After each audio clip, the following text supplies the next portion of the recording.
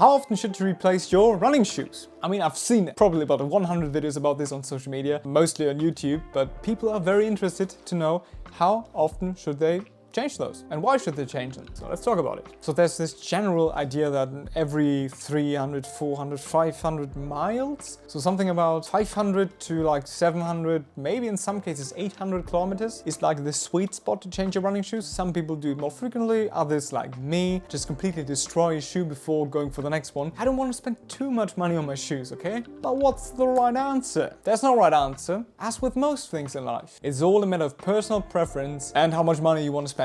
This shoe, for example, Saucony Endorphin Pro 4, incredible shoe, would recommend. I have about 800 kilometers in this one here, yeah? That's quite a bit, 800. Are they retired yet? No, they are not. I'm gonna continue using this shoe for my speedier sessions and sometimes even long runs. But how's that even possible? You have 800 kilometers in these. Can you still run in them? Yes, I can. The most relevant thing is, are your shoes still somewhat fun, bouncy, and do they provide the stability that you need? If you don't get any new pains in your feet, in your knees, in your whatever, if you don't feel like the shoe is completely stale, if you still have enough rubber coverage and the shoe isn't completely annihilated and everything is like falling apart, you can continue using a shoe without any problems whatsoever. There is no magical number for a shoe. It's mainly about how does the shoe still feel? Is it still fun? Are you getting any problems? And if the answer is no, you can still run in them. No big deal. The only thing that can change is, for example, with this shoe here, the Puma Deviate Nitro Elite 3, which I absolutely love as a race shoe. These here have more than 200 kilometers in them. Would I still use them as a race shoe?